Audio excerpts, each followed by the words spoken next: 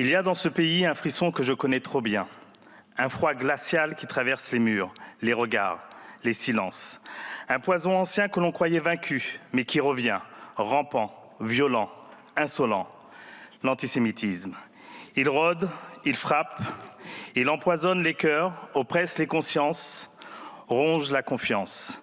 Depuis le 7 octobre, plus de 67 actes antisémites ont été recensés dans nos universités. C'est 67 de trop. Et quand la haine devient routine, quand les insultes deviennent des soupirs, quand les actes antisémites se banalisent, alors c'est la République qui vacille. Car l'antisémitisme ne menace pas seulement les Juifs de France, elle menace la France tout entière. Frantz Fanon disait « Quand vous entendez dire du mal des Juifs, dressez l'oreille, on parle de vous ». La haine ne reste jamais confinée, elle se propage. Nos universités sont des lieux de savoir, de liberté, où se forgent des esprits libres de demain. Elles doivent être des remparts fermes face à la montée des actes antisémites. Aucun étudiant ne devrait redouter d'y rentrer, quelle que soit sa religion, sa couleur de peau ou son genre. Ce texte constitue une première pierre à l'édifice de la lutte contre le racisme et l'antisémitisme, en y renforçant les mesures de sensibilisation et de formation à son encontre.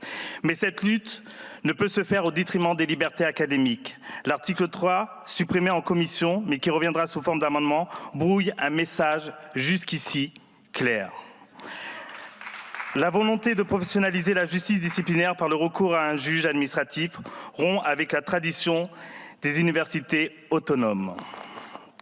Créer une nouvelle section disciplinaire sans concertation, c'est méconnaître et mépriser ces mécanismes.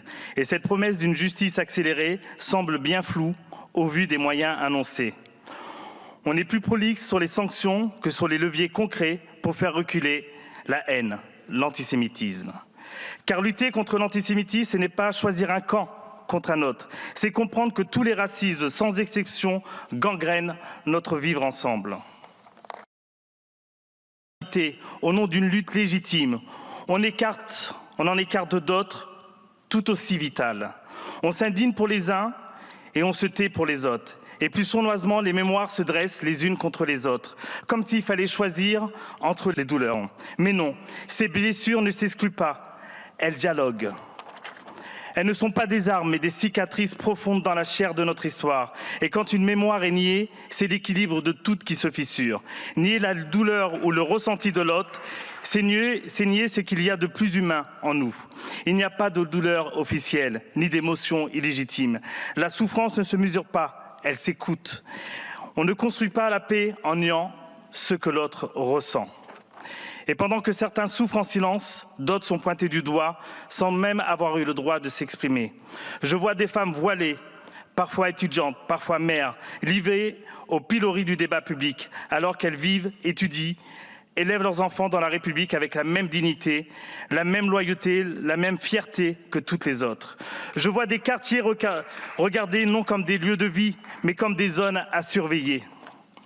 Je vois des militants antiracistes discrédités d'office avant même qu'ils aient parlé. Et pendant ce temps, certains hurlent « à bas le voile ». Mais ce qu'il faudrait crier, c'est à bas les murs de la peur, de l'exclusion, de la défiance. Parce qu'en République, on ne combat pas un symbole, on combat l'injustice. Je suis un élu de la nation, un homme noir, français, né ici, fils d'un militaire français mort en service cynique de l'histoire coloniale, héritier d'une mémoire d'esclavage. Ma place ici n'est pas une faveur, c'est le fruit de siècles de luttes, de silences brisés, de portes forcées.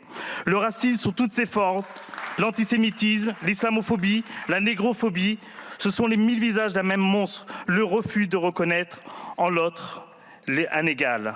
La haine déborde toujours et un jour elle vous atteint, car la haine de l'autre finit toujours par tuer. Et ce sont les enfants de notre République qui tombent les premiers. Alors que nous examinons ce projet de loi, j'espère que nous saurons le faire avec rigueur, avec courage, mais surtout avec cette fraternité qui seule donne un sens à la République. C'est en refusant de classer les formes de racisme, en les combattant toutes avec la même détermination, que nous serons à la hauteur de la confiance que la jeunesse nous accorde. Je termine avec ces mots de Martin Luther King, souvent cités, trop rarement écoutés. Nous devons apprendre à vivre ensemble comme des frères, sinon nous allons mourir tous ensemble comme des idiots. Je vous remercie.